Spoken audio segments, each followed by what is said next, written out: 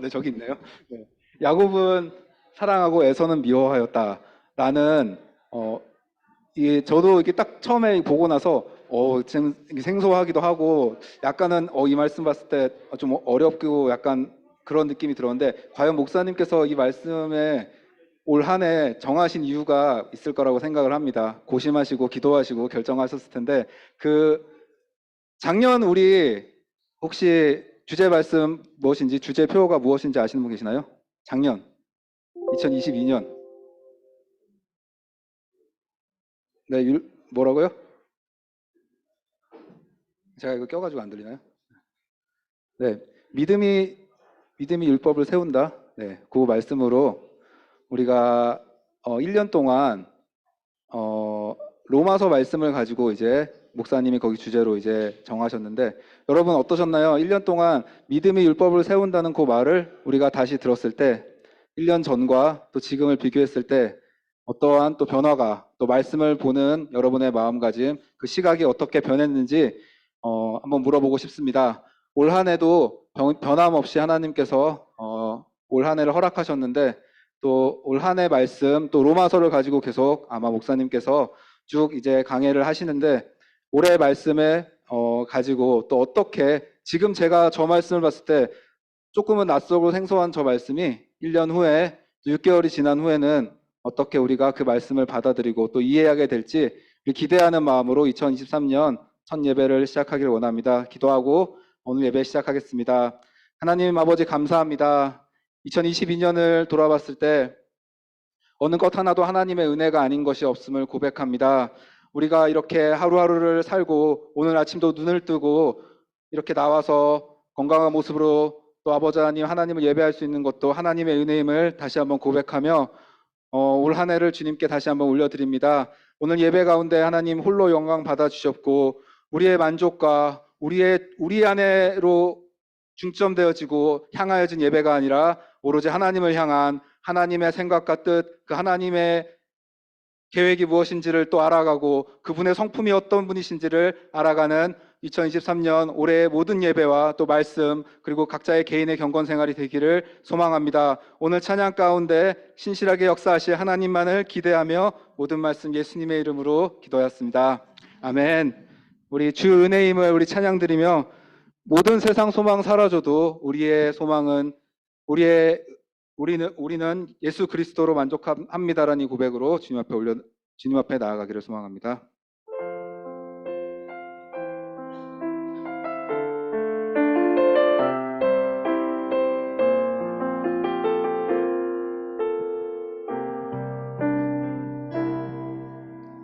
주 나의 모습 보네 상한 나의 맘 보시네 주 나의 눈물 안에 홀로 울던 맘 아시네 주 나의 모습 보네 주 나의 모습 보네 상한 나의 맘 보시네 주 나의 눈물 안에 홀로 울던 맘 아시네 세상 소망 다 사라져가도 주의 사랑은 끝이 없으니 살아가는 이 모든 순간이 주 은혜임을 나는 믿네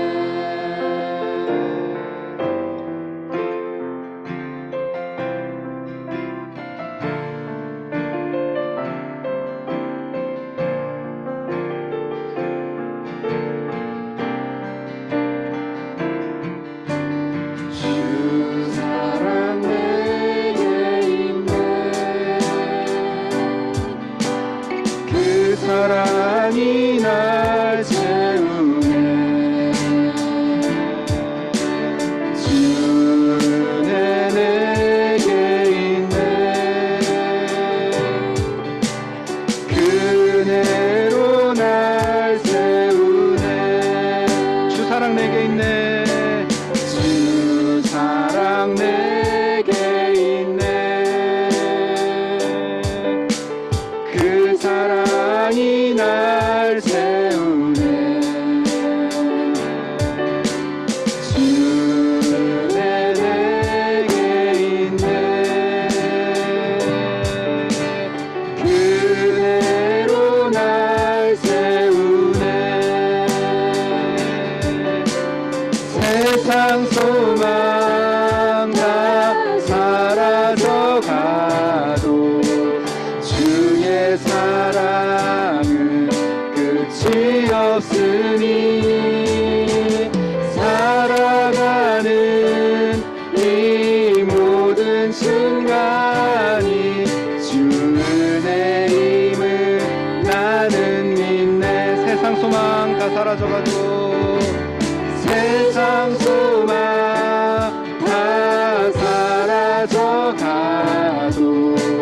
주의 사랑은 끝이 없으니 살아가는 이 모든 순간이 주 은혜임을 나는 믿네. 살아가는 이 모든 순간이 주 은혜임을 나는 믿네. 주 은혜임을 나는 믿네.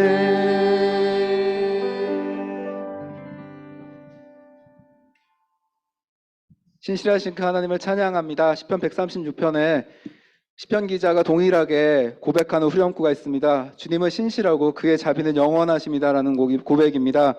이스라엘을 향한 하나님의 그 신실하심이 오늘 예배 가운데 2023년을 살고 있는 우리 한 사람 한 사람 가운데 그 하나님의 신실하심이 동일하게 우리 가운데 있음을, 또 그것으로 인해 우리가 하나님을 찬양할 수밖에 없음을 이 순간 고백하며 오늘 신실하시고 영원하신 그 하나님을 찬양하며 주님을 즐거워하기를 소망합니다. 우리 같이 감사와 찬양 드리며 주님 앞에 찬양 드리며 나아가겠습니다.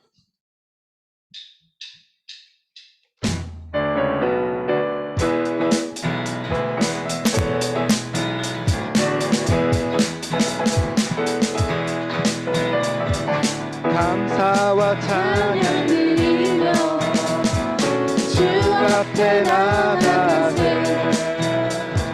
크고 광대하신 주 이름 그의 성소에서 주를 찬양해. 나팔 소리로 찬양하며 비파와 수금으로 호흡이 있는 모든 자마다 온 마음 다해 주를 높이세. 주의 선하심 인자하심이 주의 선하심과 하심이 영원하시도다. 주의 선하심 인자하심이 주의 선하심과 인자하심이 영원하시도다. 주의 선하심과 인자하심이 영원하시도다.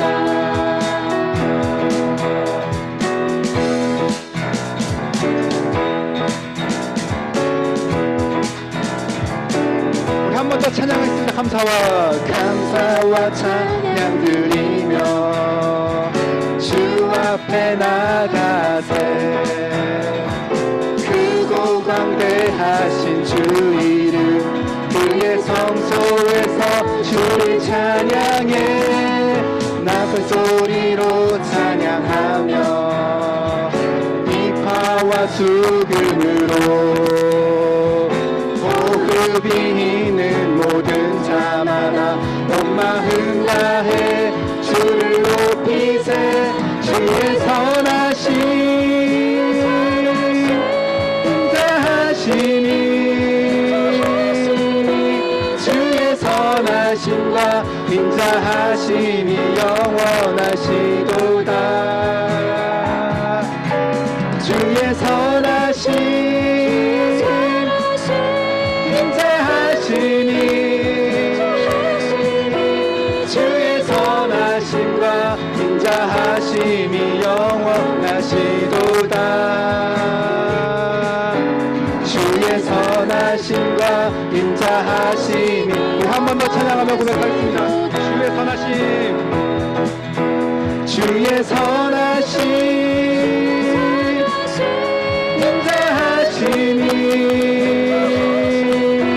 주의 선하심과 인자하심이 영원하시도다. 주의 선하심 인자하심이 주의 선하심과 하심이 영원하시도다. 주의 선하심과 인자하심이 영원하시도다. 주의 선하심과 인자하심이 영원하시도다. 아멘.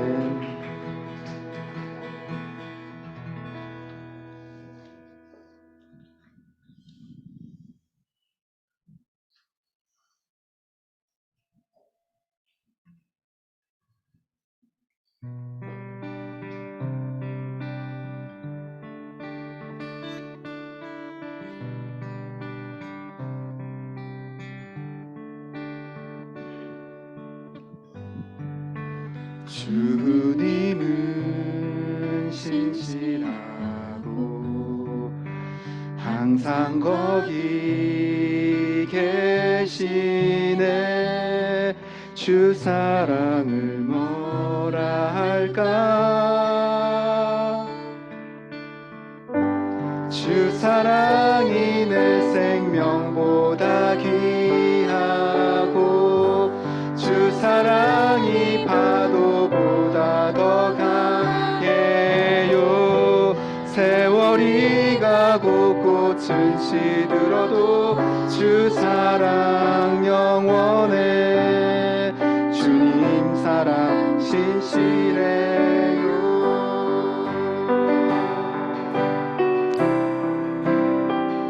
주님은 신실하고 주님은 신실하고 항상 거기 계시네. 주 사랑을 뭐라 할까. 주 사랑이 내 생명보다 귀하고 주 사랑이 파도보다 더 강해요. 세월이 가고 꽃은 시들어도 주 사랑 영원해. 주님 사랑 신실. 주 사랑이 내 생명보다 귀하고 주 사랑이 파도보다 더 강해요. 세월이 가고 꽃은 시들어도 주 사랑 영원해. 주님 사랑 신실해요. 주 사랑이 내 생명보다 귀하고 주 사랑이 파도보다 더 강해요. 세월이 가고 꽃은 시들어도 주 사랑 영원해.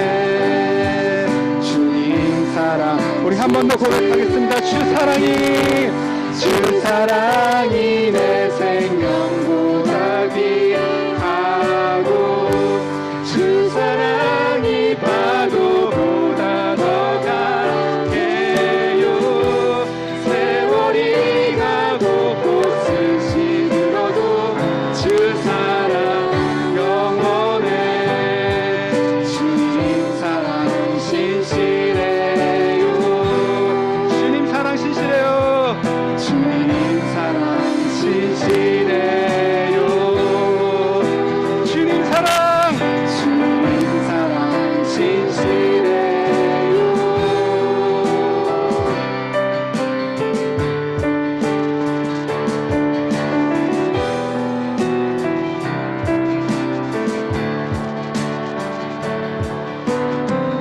내 백성이 나를 떠나 돌아섰지만 내 사랑이 내 백성을 보기 못하니 내 모든 걸 내어주고 나 그들을 얻으리라. 여호와께 돌아가자. 우린 돌아서도 그는 변치 않네. 여호와께 돌아가자. 우린 넘어져도 그 사랑 영원하네. 사랑을 오래 참고 자신을 내어주네. 서로 사랑할 때 세상은 주보네. 사랑은 절대 지지 않네. 사랑은 오래 참고 자신을 내어주네. 서로 사랑할 때 세상은 주보네. 사랑은 절대 지지 않네. 여호와께 돌아가자. 우린 돌아서도 주는 변치 않네. 여호와께 돌아가자.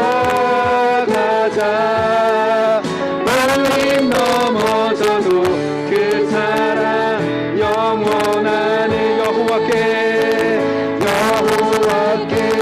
돌아가자. 우린 돌아서도 그는 변치 않네. 여호와께 돌아가자. 우린 넘어져도 그 사랑 영원하네.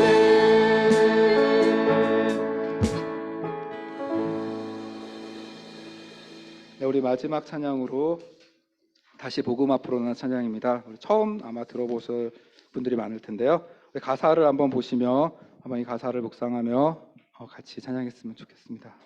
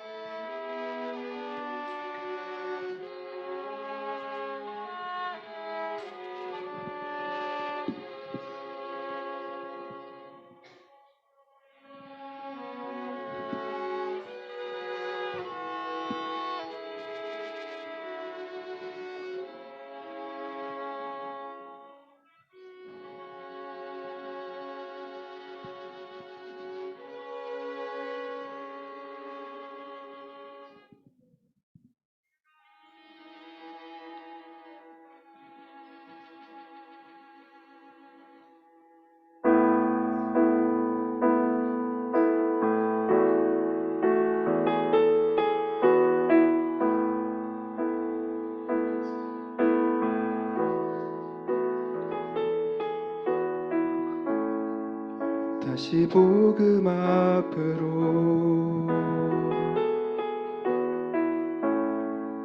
우리 주께 돌아가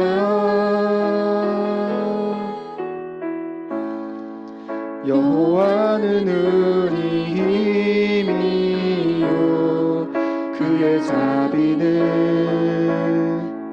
영원하니 다시 복음 앞으로 다시 복음 앞으로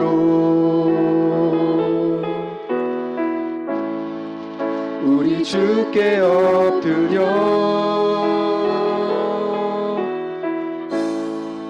여호와를 찾을 때이니 공의를 심고 인애를 거두라 오라 우리가 주께로 돌아가자 그의 공의는 새벽빛 같으니 오라 우리가 주께로 돌아가자 그의 긍휼은 영원하니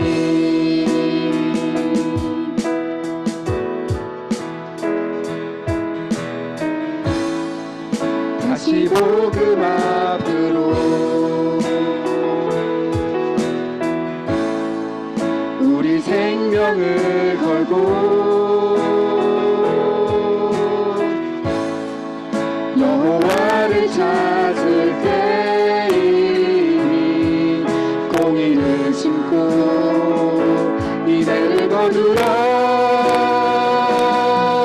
오라 우리가 주께로 돌아가자 그의 공의는 새벽빛 같으니 오라 우리가 주께로 돌아가자 그의 긍휼은 영원하니 오라 우리가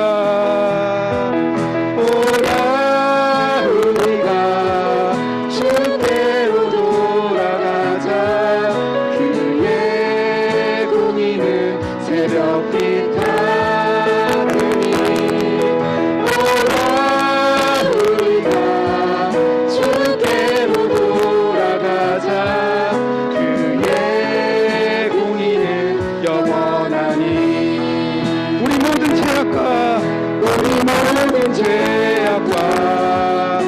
우리 모든 행위를 정직히 주 앞에 회개하여 첫째 날에 살리어 셋째 날에 일으킨 십자가 앞으로 나아가네 우리 모든 죄악과 우리 모든 행위를 정직히 주 앞에 회개하여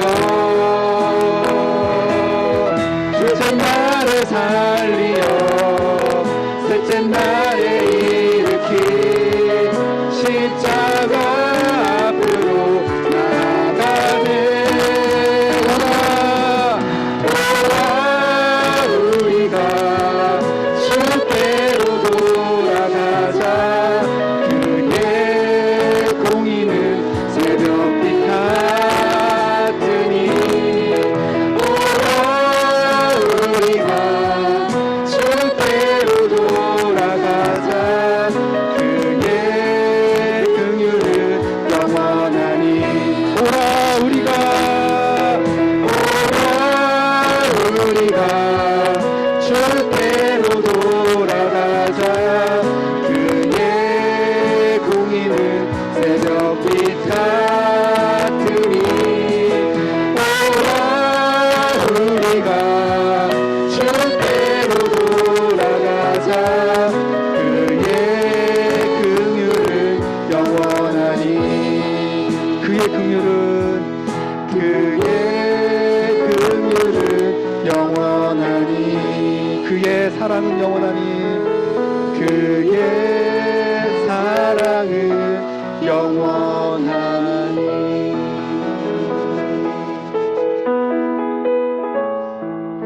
이 시간 우리 같이 합심으로 같이 기도하며 나아갔으면 좋겠습니다. 아직 예수님을 인격적으로 만나지 못한 분이 있습니다. 우리 마음 가운데 하나님이 필요하고 내 뜻대로 안 되고 내 인생 내가 살아보려고 했지만 잘 안 되는 어떤 그런 상황 가운데 직면한 분이 있을 수 있습니다. 하나님을 찾으십시오. 하나님께 구하십시오. 그분께 나아오십시오. 그분이 여러분을 기다리고 있습니다. 이미 하나님을 인격적으로 영접하신 분은 우리 찬양의 고백처럼 우리가 다시 복음 앞으로 십자가 앞으로 나아가는 해가 2023년에 있기를 원합니다. 호세아 이 외침, 우리가 다시 주께로 돌아가자. 우리가 여호와를 알자. 힘써 여호와를 알자. 여호와를 아는 것이 우리의 힘입니다 라는 이 고백이 우리 믿는 사람 한 사람 한 사람 가운데 있기를 소망합니다.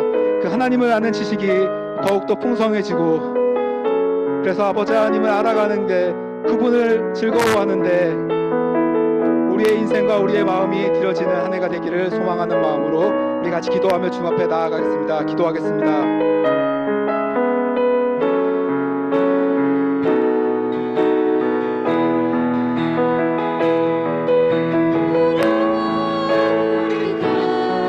주께로 돌아가자.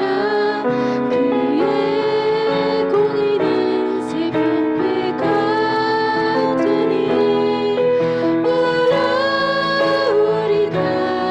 주께로 돌아가자. 그의 긍휼은 영원하니 우리가 주께로 돌아가자. 그의 공의는 새벽빛 같으니 우리가 주께로 돌아가자. 그의 긍휼은 영원하니.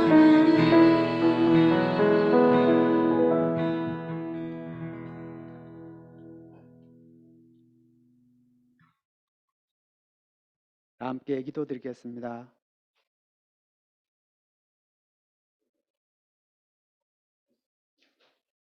역사의 주관자이시며 시간의 주인이신 하나님 아버지의 신실하심을 찬양합니다.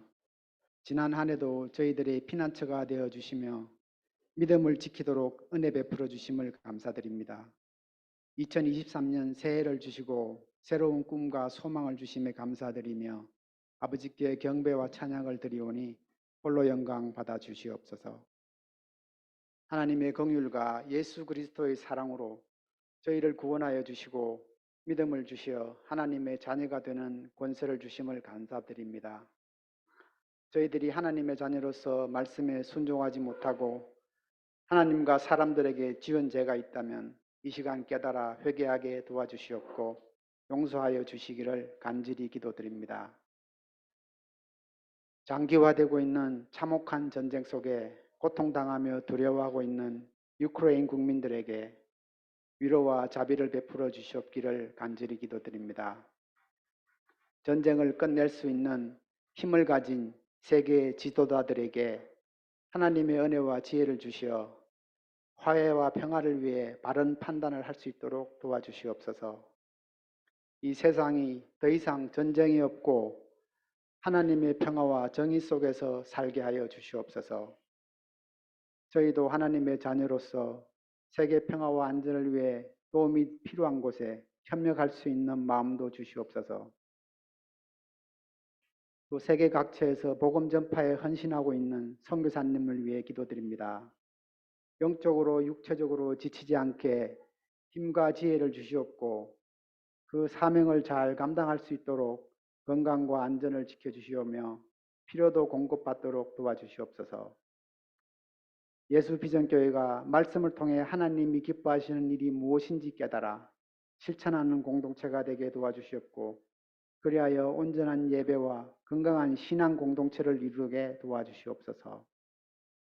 하나님의 뜻과 섭리 안에 순응하며 택함받은 그리스도인으로서 세상 안에서 빛의 역할과 섬기는 역할을 하며 맡은 일에 최선을 다하게 도와주시옵고 하나님께 받은 축복을 나누어 주며 복음을 전할 수 있는 성도들이 되게 하여 주시옵소서. 우리의 자녀들이 하나님을 경외하는 것이 모든 지혜와 지식의 근본임을 깨달을 수 있도록 부모인 저희들이 삶으로 신앙을 본해 보이며 양육할 수 있게 은혜 내려 주시옵소서. 오늘 목사님의 설교 말씀에 경청하게 도와주시옵고 말씀을 통해 하나님의 뜻을 더 잘 알아가며 믿음이 더 자라가게 도와주시옵소서. 모든 것 감사드리며 예수 그리스도 이름으로 기도드렸습니다. 아멘.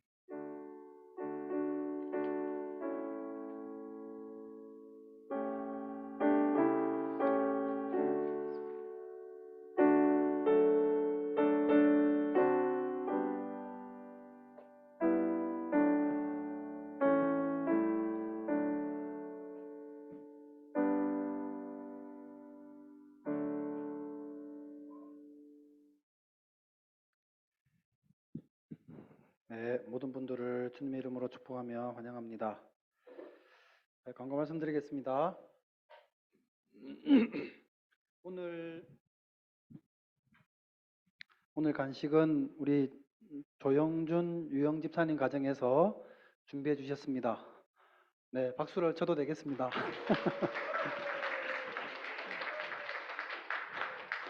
네, 감사합니다. 그리고 오늘 예배 후에 공지 드렸던 대로 주일학교 교육 계획 및 교회 사역 발표가 있겠습니다. 그리고 오늘 또 예배 그 모든 순서를 다 마친 후에 마리아회 모임이 있겠습니다. 그리고 이번 주 목요일 구역장 모임 온라인으로 있겠습니다. 참석해 주시기를 바랍니다. 오늘 그 카톡을 통해서 주보를 이제 보여드렸는데요. 지난주는 1월 1일이지만 우리가 몰본일에서 간단하게 예배를 드렸고, 그래서 올 한 해 첫 교회에서 드리는 예배에 2023년도 신임 집사님 임명을 하도록 하겠습니다. 존칭은 생략하겠습니다. 우리 교회는 김수진의 이름을 갖고 계신 분이 무려 3분이나 계십니다. 그래서 3분이 다 들어가 있기 때문에 김수진 1, 2, 3와 우리 김자영, 김정미, 김현정, 김진석, 문영주, 문희영, 박서연, 박재홍, 신지혜, 유상헌, 이산, 이수정, 이준원, 최수연 성도님까지 2023년도 우리 예수비전교회 신임 집사님으로 임명을 하겠습니다. 네. 한국에서 원래 또 다른 지역에서 집사 직분을 계속 갖고 계셨던 분들도 또 우리 교회에서 매년 집사님을 임명을 하는 것이니 예수비전교회 집사님으로 그렇게 임명되었음을 기억해 주시기를 바랍니다. 2023년도 섬기실 분들입니다. 역시 존칭은 생략하겠습니다. 2022년도까지 유문상 집사님과 조성진 집사님 그리고 그 3분 권기원 목사님 또 나영근 집사님 또 장영진 집사님 3분이 트러스티로 섬겨주셨고 이제 3년 임기가 작년으로 끝이 났기 때문에 후보 집사님 3분을 김진수, 조영준, 황은성 집사님을 후보로 이렇게 정했습니다. 다음 주 공동의회 때 투표를 통해서 가결이 되게 되면 그렇게 트러스티로 또 섬겨주시게 되겠습니다.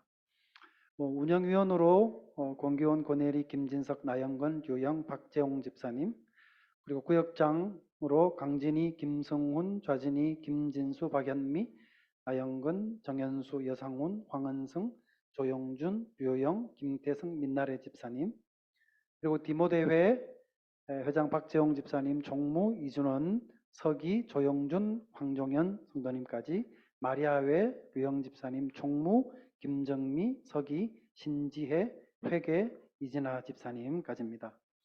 재정부 김진수 집사님, 새가족부 고내리 집사님, 그리고 관리부, 선교부는 아직 미정입니다. 그리고 헬스앤세이프티로 나영건 집사님이 섬겨주시겠습니다. 예배부 김진석 집사님이시고요. 예배 반주로 김다혜 집사님, 음향 및 영상 담당 조용준, 주상선, 주용선, 황정현 성도께서 소개해 주시겠고요. 찬양팀 리더로 조성진 집사님, 공기원 목사님, 팀원으로 김예담, 김예신, 김자영, 김현주, 나하준, 심조은, 안경민, 이서연, 주용원 형제까지입니다.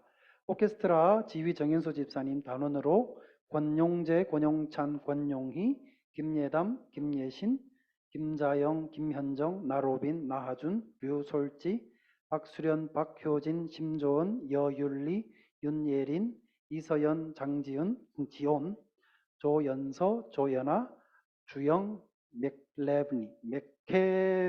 맥케브니까지, 종이까지 이렇게 우리 오케스트라로 섬겨주겠습니다. 주일학교는 민나래 이진아 집사님 유치부, 이은미 사모님 어린이부, 권기원 목사님 청소년부, 이종건 목사님 청년부 이상 우리 교회 2023년도 한 해 섬겨주실 분들입니다. 또 열심히 섬겨주시고 또 이렇게 함께 봉사해 주시기를 부탁하는 마음으로 같이 한번 박수를 치도록 하겠습니다.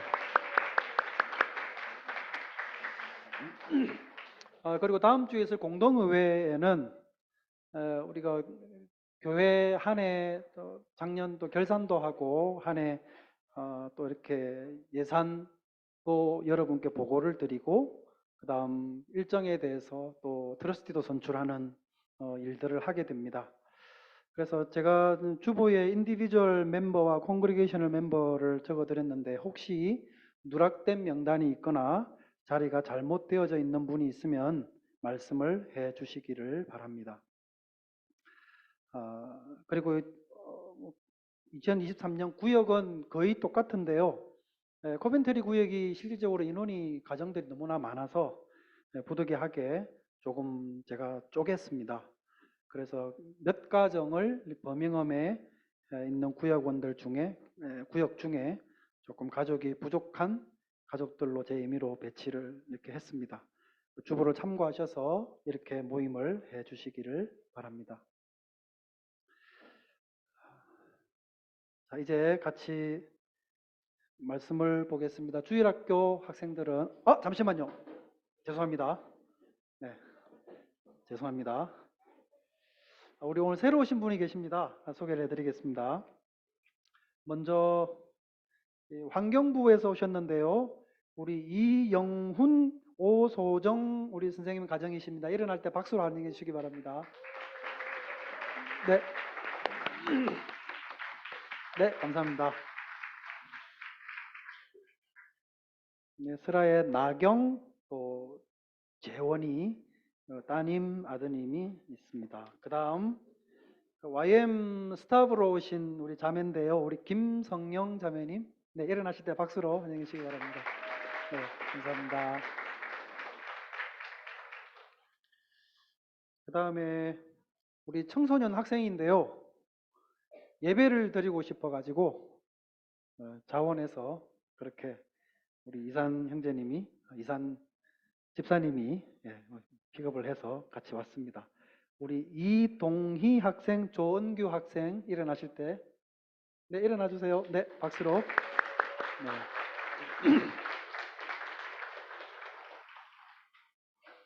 네, 여러분들도 우리 청소년들 어디 가시거들랑 저렇게 교회를 찾아서 예배를 드리시기 바랍니다. 그리고 그동안 몇 번 오셨는데 이제 계신 곳은 키더민스터에 계시는데 자주 버밍엄에 이렇게 오실 수 있게 되셔서 오늘 이제 등록을 하시게 되었습니다. 우리 김정숙 선생님 일어나시면 박수로 환영해 주시기 바랍니다. 네. 네. 우리 따님 이름은 장미입니다. 메이 장미 셰퍼드랍니다. 이름 예쁘죠? 네. 예배 마치고 우리 인사하는 시간을 갖도록 하겠습니다. 이제 주일학교 학생들은 이동해 주시기 바랍니다.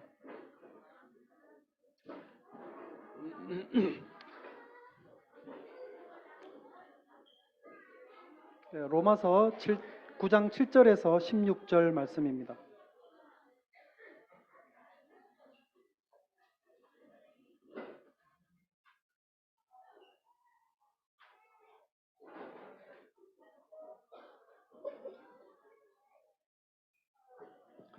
로마서 9장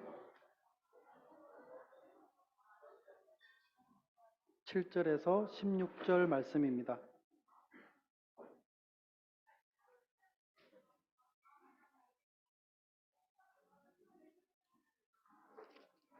제가 봉독해 드리겠습니다.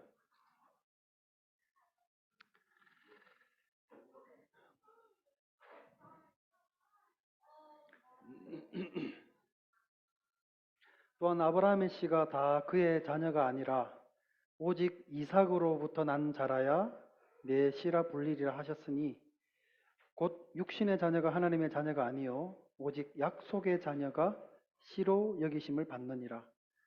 약속의 말씀은 이것이니 명년 이때에 내가 이르리니 사라에게 아들이 있으리라 하심이라. 그뿐 아니라 또한 리브가가 우리 조상 이삭 한 사람으로 말미암아 임신하였는데 그 자식들이 아직 나지도 아니하고 무슨 선이나 악을 행하지 아니한 때에 택하심을 따라 되는 하나님의 뜻이 행위로 말미암지 않고 오직 부르시는 이로 말미암아 서게 하려 하사 리브가에게 이르시되 큰 자가 어린 자를 섬기리라 하셨나니 기록된 바 내가 야곱은 사랑하고 에서는 미워하였다 하심과 같으니라.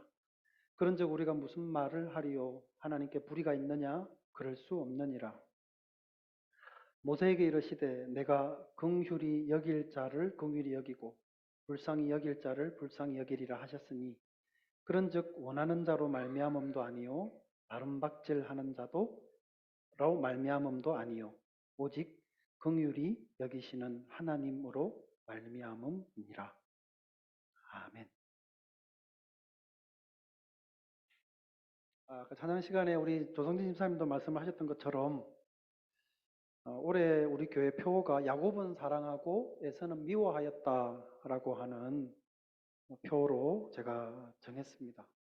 작년 하반기에 성은이 엄마가 저한테 내년 표어가 뭐네요. 그래서 야곱은 사랑하고 에서는 미워하였다 라고 그랬더니 그거는 계획도 아니고 목표도 아니고 그게 뭐네요. 네. 사실은 이런 질문을 예상을 넘어서 사실은 제가 기대했던 질문이었습니다. 저는 오늘 여러분과 함께 이 말씀을 나누고 나서 앞으로 여러분들께서 이 구절을 읽으실 때마다 그 속에 담겨 있는 생각을 하게 될 것이고 그러면서 다시금 그 의미를 자동적으로 새기게 될 것을 기대하기 때문에 그렇습니다. 아마도 우리 교회 달력을 누가 보시거나 하면 또 표를 보시거나 해서 보면은 물어보겠죠. 도대체 저게 무슨 뜻이냐라고 이렇게 물어보지 않겠습니까? 그럴 때마다 여러분들께서 그거는 짧게나마 이런 뜻이다 라고 여러분께서 설명을 해 주실 수 있기를 저는 기대하고 있습니다. 그런 의미에서 올 한 해 우리 교회의 표를 여러분들 내어 주시기를 부탁을 드리겠습니다. 아직 로마서를 지금 나누면서 8장 뒷부분은 나누지는 않았지만 올해 우리 교회에서 드리는 이 첫 번째 예배 시간을 통해서 이 표와 관련한 말씀을 여러분과 나누기 위해서 오늘 본문을 먼저 택해서 나누도록 하겠습니다. 여러분은 교회에서 선택이라는 말을 많이 들어보셨죠? 유기라는 말도 들어보셨습니까? 네. 하나님께서 어떤 사람은 구원하기로 작정하시는 것과 반대로 또 어떤 사람은 그들을 거부함으로써 그로 하여금 영원한 정죄에 이르게 한다는 내용의 교리인데요. 이것을 가리켜서 하나님의 유기라고 이렇게 표현을 합니다. 그렇기 때문에 이 유기라고 하는 말은 어쩔 수 없이 어떤 슬픈 의미를 담고 있기 때문에 교회에서는 보통 애써 외면하거나 아니면 하나님의 선택과 예정이라고 하는 어떤 밝은 부분만 이야기를 하는 경향이 조금 있는 것 같습니다. 그렇지만 선택을 이야기하면서 하나님의 유기하심에 대해서 말하지 않을 수 없습니다. 왜냐하면 이 선택과 유기라고 하는 것은 동전의 양면과도 같은 것이어서 하나를 말하면 당연히 그 이면을 생각할 수밖에 없고 그 이면을 다루지 않을 수 없는 것입니다. 하지만 하나님의 유기에 대한 이 성경의 가르침은 그만큼 많은 사람들을 이 불편하게 만드는 내용을 담고 있기 때문에 사실은 참 많은 질문과 의문을 낳는 그런 주제 중에 하나입니다. 어떻게 의롭다 하시는 하나님이 사람들 중에 어떤 누군가를 구원하지 않기로 작정을 하실 수가 있느냐? 만약에 그게 맞다고 한다면 그 하나님은 의로운 분일 수 없다. 그리고 만약에 선택이 맞다고 한다면 그러면 우리는 굳이 전도할 필요가 없지 않느냐 등등의 이런 질문은 당연히 그 교리에 대한 내용을 듣고 나면 생겨나는 질문들입니다. 여러분은 어떻게 생각하십니까? 여러분은 그럼에도 불구하고 하나님은 선하다 그리고 의로우시다 라고 생각이 드십니까? 누군가를 유기하시는 하나님의 행위가 정말 옳고 정당하다고 여러분은 생각을 하십니까? 이 질문에 대해서 오늘 본문에서 바울 사도는 어떻게 우리에게 이야기를 해주는지 함께 생각을 해보도록 하겠습니다. 하나님의 유기에 대해서 이야기를 해야 되는데요. 그것을 이야기함에 있어서 우리가 제일 먼저 이야기를 해야 되는 그 이야기의 출발점은 어디로 삼아야 될까? 그것은 당연히 하나님의 이 선택이라고 하는 이 부분입니다. 하나님의 선택을 이야기를 할 때 하나님의 유기에 대해서도 말할 수밖에 없는 것처럼 하나님의 유기에 대해서도 이야기를 하기 위해서는 반드시 하나님의 선택이라고 하는 성경의 가르침도 필수적으로 우리가 언급을 해야 됩니다. 그도 그럴 것이 하나님께서 어떤 사람들은 선택하신다라고 하는 이 사실을 만약에 우리가 믿지 않는다고 한다면 당연히 어느 누구는 하나님이 유기하신다는 것을 논할 필요도 없는 거죠. 선택을 믿지 않는데 유기에 대해서 우리가 논하거나 이야기를 할 필요는 없는 것 아니겠습니까? 그래서 바울 사도도 하나님의 이 선택하심을 먼저 이야기를 함으로써 이어서 하나님의 유기하심에 대해서 이야기를 옮겨가고 있습니다. 이를 위해서 바울 사도가 첫 번째 예를 든 인물이 누군가 그러면 유대 민족의 이 역사에서 가장 최초의 이 족장 시기를 열었던 이 아브라함이라고 하는 인물입니다. 여러분이 너무나 잘 아시는 아브라함은 메소포타미아에 있는 우르라고 하는 지역에서 태어난 사람입니다. 아브라함은 그뿐만 아니라 그의 아버지 데라도 그렇고 그의 조상들도 다 우상을 섬기고 있었습니다. 하나님을 모르고 있었습니다. 당시 사람들 중에는 아무도 참된 하나님에 대해서 알지 못하고 있었기 때문에 아브라함 역시도 하나님에 대해서 알 리가 만무했습니다. 이것을 여호수아 말씀해 보면 그것을 여호수아에서 확인을 시켜줍니다. 24장 2절에 보면 이스라엘의 하나님 여호와께서 이같이 말씀하시기를 옛적에 너희의 조상들 곧 아브라함의 아버지 나홀의 아버지 데라가 강 저쪽에서 거주하여 다른 신들을 섬겼으나 라고 기록을 합니다. 그러니까 아브라함의 쭉 그 위로 조상들은 하나님을 몰랐습니다. 그렇게 우상을 섬기던 이 집안 가운데 아브라함이라고 하는 사람에게 하나님이 어느 날 갑자기 나타나셨습니다. 그리고 그에게 말씀하시죠. 그를 불러내어서 내가 너에게 지시할 땅으로 가라고 이야기를 합니다. 그리고 아브라함은 그 약속을 따라서 본토 친척 아비 집을 떠나서 하나님의 말씀대로 그 길을 떠나게 되어집니다. 아브라함이 하나님을 알지도 못했을 때 하나님이 아브라함을 먼저 찾아가셨던 것이죠. 아브라함이 하나님을 찾은 게 아니라 하나님이 아브라함을 찾아가셨습니다. 이 아브라함이라고 하는 인물로부터 이스라엘이라고 하는 민족이 형성이 되게 됩니다. 그렇기 때문에 우리는 이렇게 말할 수 있습니다. 하나님을 섬기는 유대인의 역사는 하나님의 이 백성들에 대한 선택으로부터 시작되었다라고 우리는 이야기를 할 수 있습니다. 이런 역사적인 사실을 통해서 바울 사도는 하나님께서 구원을 위해서 당신의 백성들을 이렇게 선택하신다라고 하는 예로 아브라함의 예를 가져온 것입니다.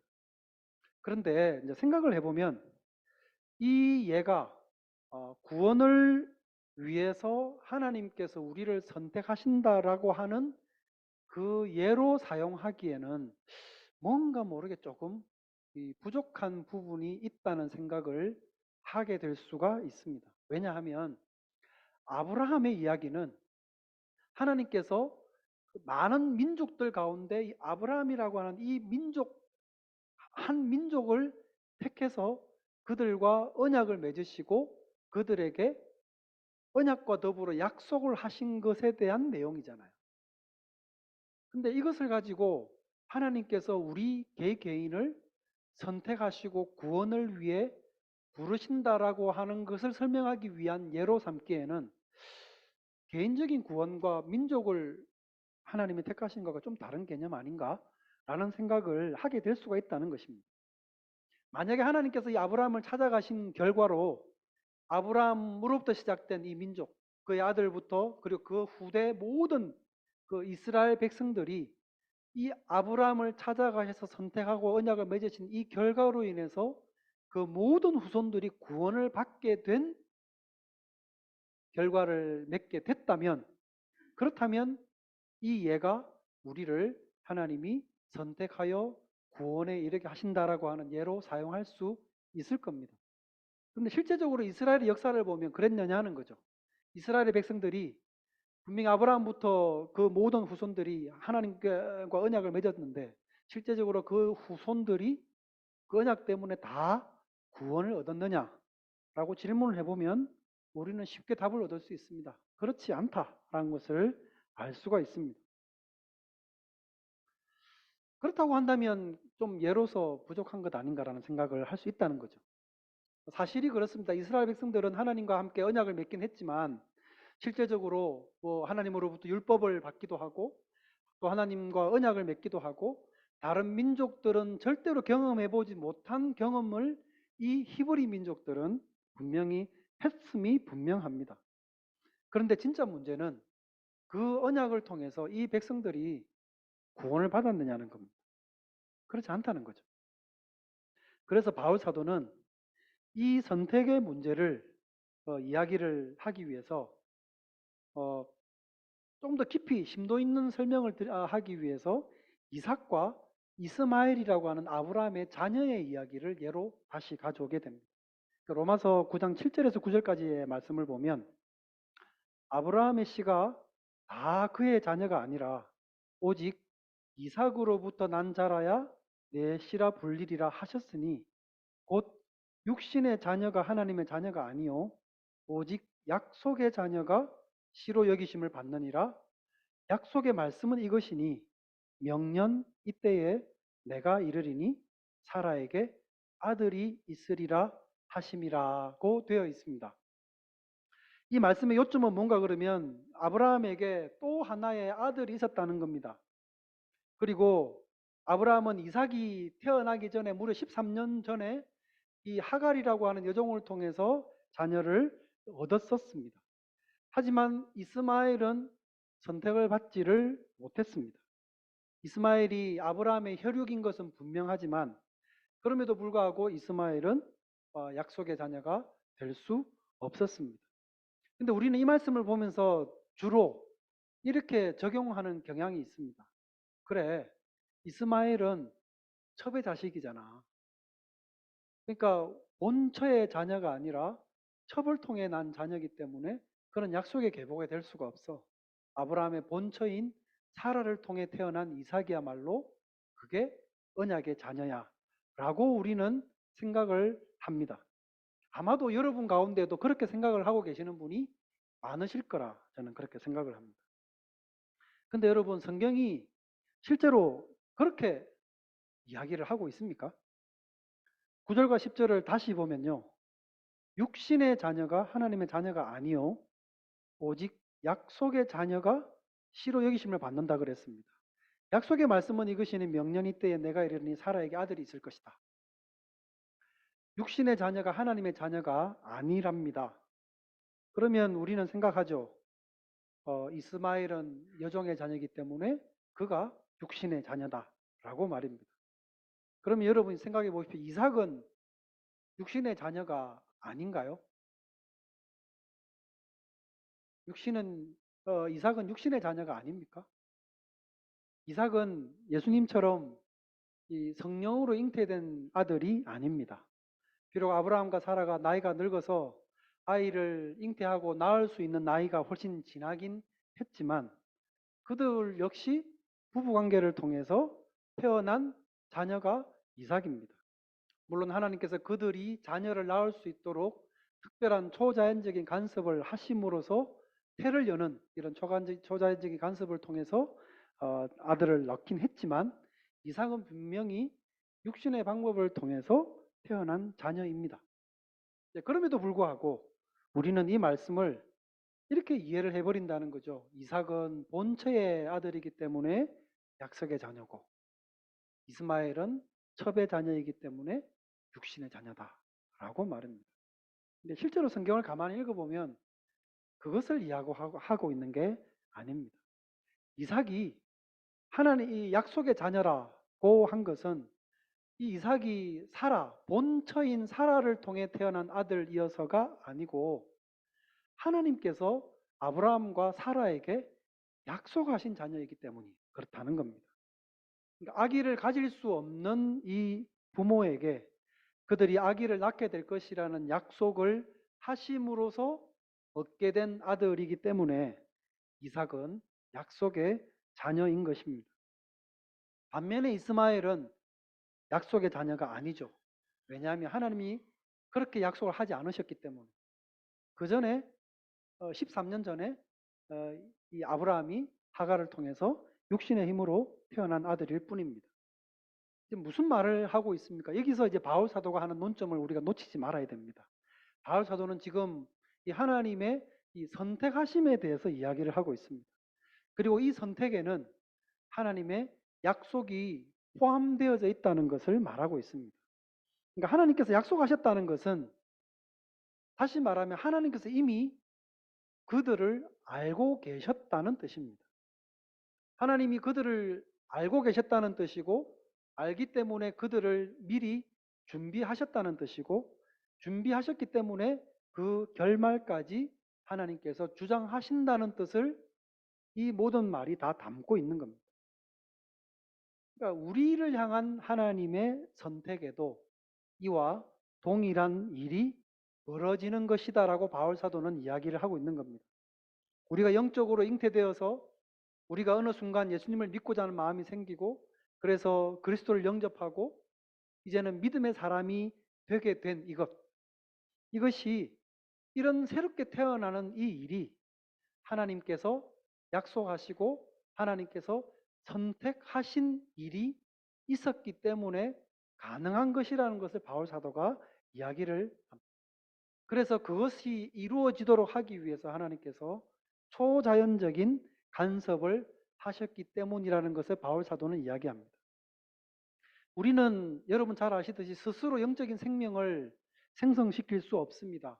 에베소서 2장이 말씀하는 것처럼 우리는 영적으로 죽어 있는 사람들이기 때문에 그렇습니다. 우리가 영적으로 살아나기 위해서는 하나님께서 특별한 간섭을 하셔야만 가능합니다. 근데 이 간섭을 하시기 위해서는 하나님의 선택이 있었다는 것이죠. 한마디로 구원이라고 하는 것은 하나님의 선택하신 행위의 결과라는 것을 바울 사도는 우리에게 이야기를 해줍니다. 그런데 그럼에도 불구하고 여전히 우리는 이 아브라함 또 이삭, 이스마엘 이 이야기를 보면서 계속해서 이 본처와 그리고 첩을 통해 난 아들이기 때문에 그들의 그 운명이 달리 결정되어진다라고 하는 이 생각을 하는 경향들이 여전히 있다는 거죠. 그래서 바울 사도는 거기서부터 또다시 이삭의 두 아들인 야곱과 에서의 예를 또다시 들어서 설명을 하는 것입니다. 9장 10절 12절에 보면 그뿐 아니라 또한 리브가가 우리 조상 이삭 한 사람으로 말미암아 임신하였는데 그 자식들이 아직 나지도 아니하고 무슨 선이나 악을 행하지 아니한 때에 택하심을 따라 되는 하나님의 뜻이 행위로 말미암지 않고 오직 부르시는 이로 말미암아 서게 하려 하사 리브가에게 이르시되 큰 자가 어린 자를 섬기리라 하셨나니라고 되어 있습니다. 몇 가지가 중요한 포인트가 있는데요. 여기서 이스마엘과는 달리 야곱과 에서는 지난 주일 우리 1월 1일 날도 잠시 말씀을 드렸지만 리브가라고 하는 같은 히브리 민족, 엄마가 히브리 사람이에요. 이삭도 당연히 히브리 사람입니다. 그러니까 둘 다 하갈과는 다르게 첩이 아니죠. 본처를 통해서 야곱과 에서가 태어났습니다.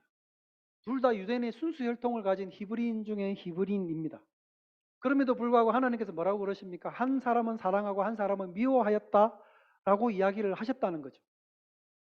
이 예를 통해서 둘 중에 하나는 순수 혈통이고 또 다른 하나는 순수 혈통이 아니기 때문이다라고 하는 설명이 설 자리가 없게 되어지는 겁니다. 그런 방식의 이해와 설명이 옳지 않다는 거죠. 두 번째, 에서 말고 야곱을 선택을 한 것은 이 장자권을 우선한다라고 하는 그 장자 상속권의 통상적인 기준에도 맞지 않습니다. 잘 아시는 대로 이스라엘 백성들은 장자에게 갑절에 이 상속권을 주게 됩니다. 그러니까 장자가 더 큰 복을 받게 되어 있습니다. 하지만 선택은 야곱이 되었습니다. 야곱은 동생이죠. 엄밀히 말하면 이 야곱과 에서는 쌍둥이입니다. 엄마 뱃속에서 쌍둥이로 같이 태어났습니다. 물론 그럼에도 불구하고 에서가 먼저 태어났기 때문에 엄연히 형이긴 하나 아닌 말로 쌍둥이이기 때문에 에서 말고 야곱이 먼저 태어날 수도 있었던 상황이라는 거죠. 말씀드리고자 하는 포인트는 형이냐 동생이냐가 이 선택에 하나님께서 누군가를 선택하심에 있어서 아무런 영향을 미치지 않는다는 사실입니다.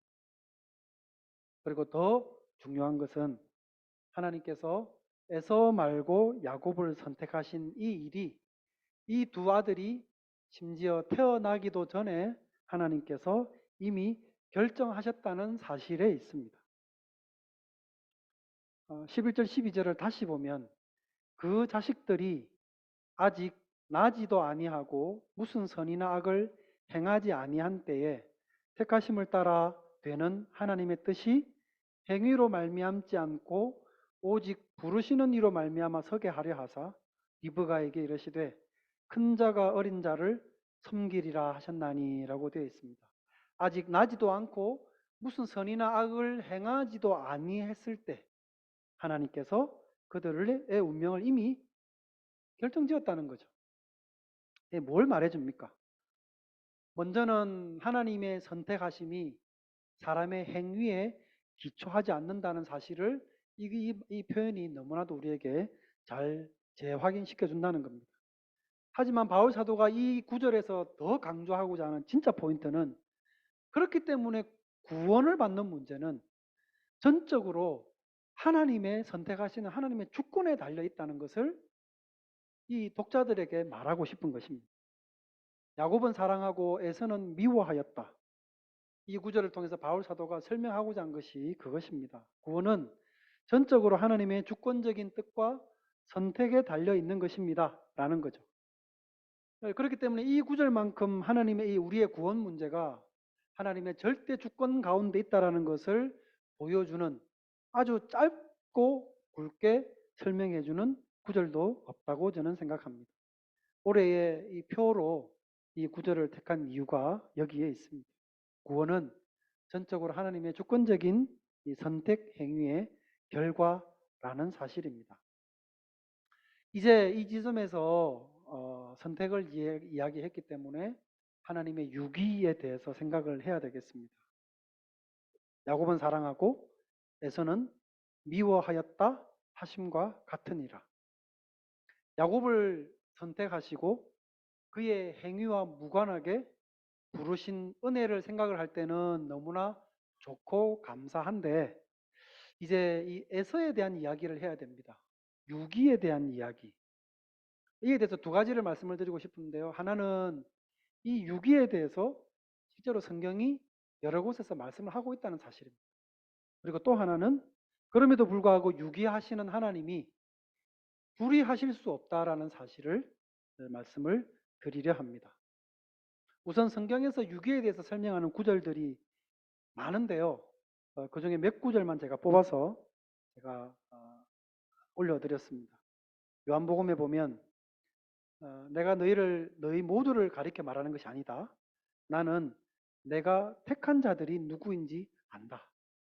베드로전서 말씀에 보면 쭉 읽어서 뒷부분부터 읽을게요. 그들이 말씀을 순종하지 아니함으로 넘어지나니 이는 그들을 이렇게 정하신 것이라. 유다서 말씀에도 보면 그들은 옛적부터 이 판결을 받기로 미리 기록된 자니. 이게 그렇게 정해졌다라는 게 우리는 우리 머릿속으로 잘 이렇게 들어오질 않습니다. 그러니까 그 요한복음, 베드로전서, 유다서 오늘 본문의 저자인 바울 사도뿐만 아니라 다른 이 서신들의 저자들 역시도 하나님의 선택하심과 유기하심에 대해서 분명히 이야기를 하고 그리고 그것을 이야기함에 있어서 너무나 자연스럽게 그것을 서술해주고 있습니다. 그 내용을 생각을 해보면 매우 불편한 진실이죠. 불편한 진실이죠. 그러니까 자꾸 피하고 싶은 개념임에도 불구하고 성경 저자들은 이것을 기록함에 있어서 전혀 회피하려 하거나 아니면 자꾸 어렵기 때문에 부연 설명을 자꾸 달려고 하지를 않습니다. 너무나 당연한 사실을 말하듯이 자연스럽게 그 내용들을 우리에게 알려주고 있습니다. 마치 창세기 저자가 1장 1절을 가지고 태초에 하나님이 천지를 창조하시니라 고 선포하듯이 말입니다. 구차한 설명을 달지 않습니다. 이것은 선포입니다.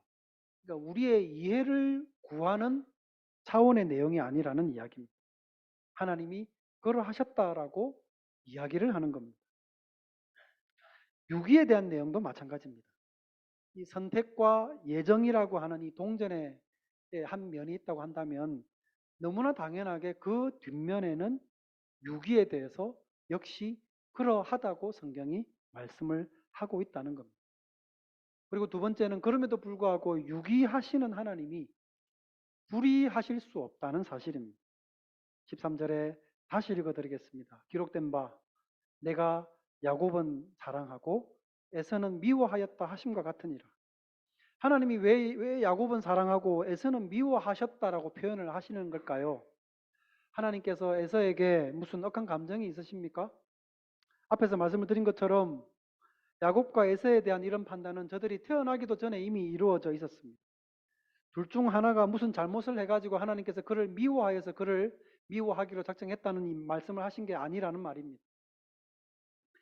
둘 중 하나를 미워할 이유가 없었다는 말은 또 다른 하나를 사랑할 이유도 없었다는 이야기입니다. 그러니까 누군가를 선택함에 있어서 미워할 만한 이유 때문에 또는 누군가를 사랑할 만한 자격 때문에 누구를 선택하고 선택하지 않고의 문제가 발생한 것이 아니라는 겁니다. 그냥 하나님이 그렇게 하시기로 작정을 하셨답니다. 그런데 우리는 하나님의 이런 행위에 대해서 질문을 던지고 싶어 하죠. 야곱은 사랑하고 에서는 미워하였다? 왜 하나님은 사랑하려면 에서까지 왜 다 사랑하면 안 됩니까? 라는 질문을 우리는 하고 싶은 거 아니겠습니까? 구원하시려면 다 구원하시면 되지. 왜 하나님이신데 그 중에 일부만 사랑하시고 선택을 하십니까? 그래야만 다 구원해야만 하나님은 의롭고 선하신 하나님 아닙니까? 라고 이렇게 우리는 하나님을 향해 질문을 던지고 싶습니다. 그런데 우리가 이 질문을 하나님께 던짐에 있어서 우리가 생각해야 되는 부분이 있습니다. 우리의 질문 속에 담겨져 있는 하나님이라면 마땅히 그러셔야 되는 거 아닙니까? 라고 하는 이런 질문입니다. 하나님께서 구원을 하시려면 모든 사람들에게 페어하게, 공정하게 모든 사람에게 다 똑같이 구원을 베푸셔야 되는 거 아닙니까? 라는 생각을 우리는 하고 질문을 하게 되어집니다. 근데 이 질문의 성격을 가만히 생각을 해보면요. 이 마땅히 하나님이 그러하셔야 된다라고 하는 이 질문은 하나님의 이 공의로움에 대해서 따지는 질문입니다. 그렇지 않습니까? 그러니까 하나님이면 당연히 그러셔야죠. 하나님이면 그래야 되는 거 아닙니까? 라는 질문은 다시 말하면 하나님의 공의로움에 대해서 지금 계속 질문을 하는 겁니다. 그렇게 하면 공의롭지 않으신 거 아니냐는 뜻 아니겠습니까? 근데 이 질문을 또다시 생각을 해보면 하나님의 이 긍휼의 부분은 전혀 내가 고려하지 않겠다는 뜻도 이 질문에 담겨 있는 겁니다. 그러니까 공의를 벗어나는 하나님의 긍휼을 베푸시는 어떤 행위에 대해서는 내가 하나님이 마땅히 그러셔야 되는 거 아닙니까? 라는 질문을 할 때에는 그런 긍휼을 베푸시는 것에 대해서는 내가 전혀 요구하지도 않고 고려하지도 않겠습니다라고 하는 입장에서 하나님께 이런 질문을 던지는 것입니다.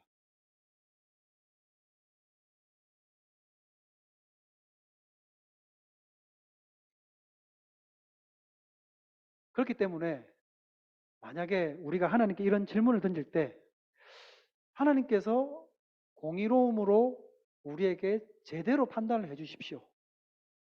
라는 이 생각을 가지고 하나님, 만약에 하나님이 구원을 하시려면 당연히 일부만 하지 말고 모두에게 하셔야죠.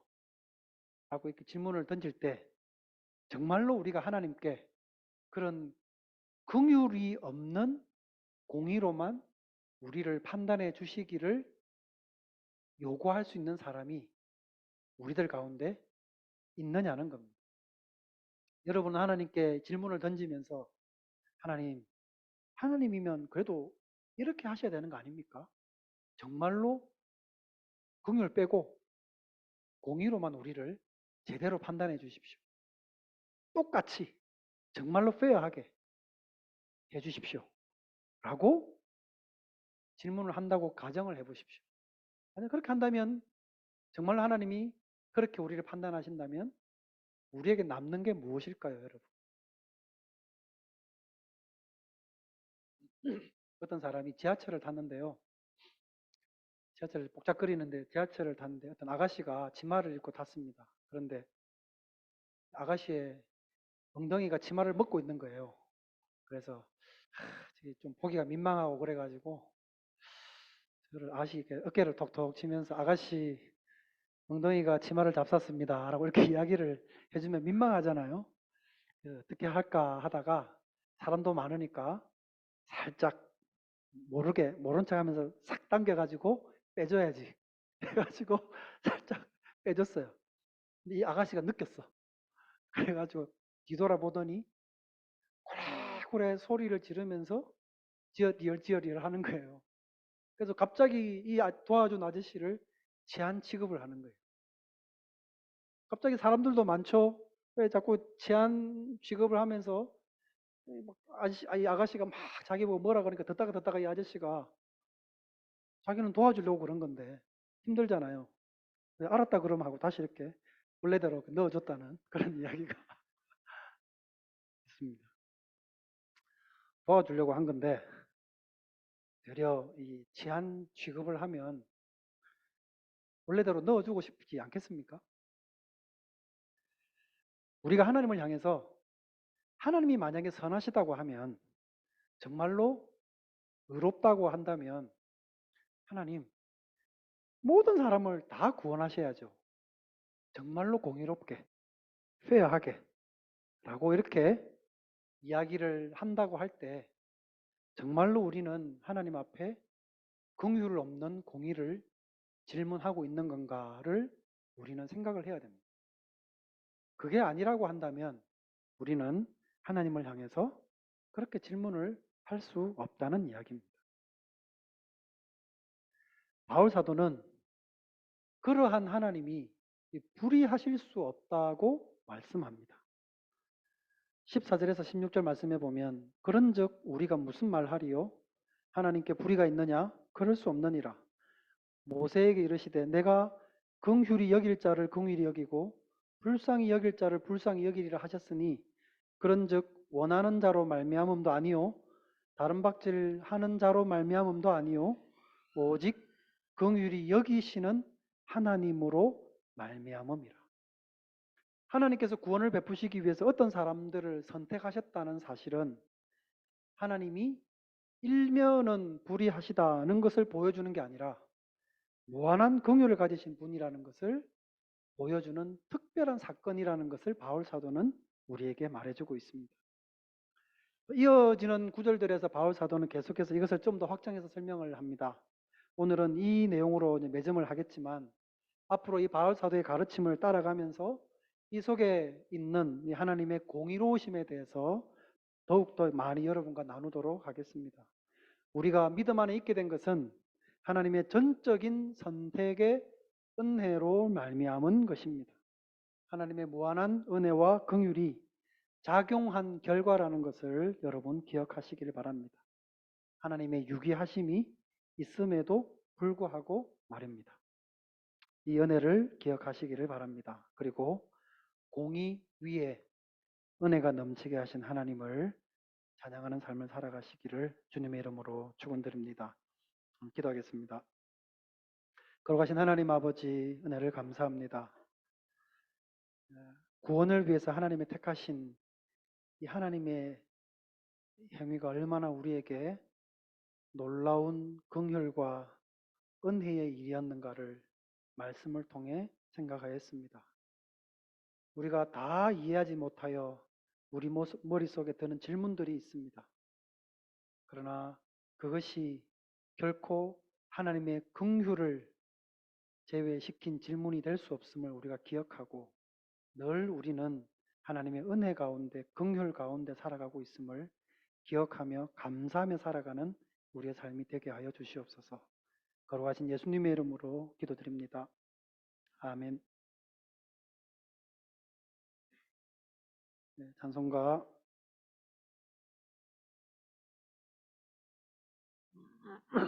299장 찬송 드리면서 예물 드리겠습니다.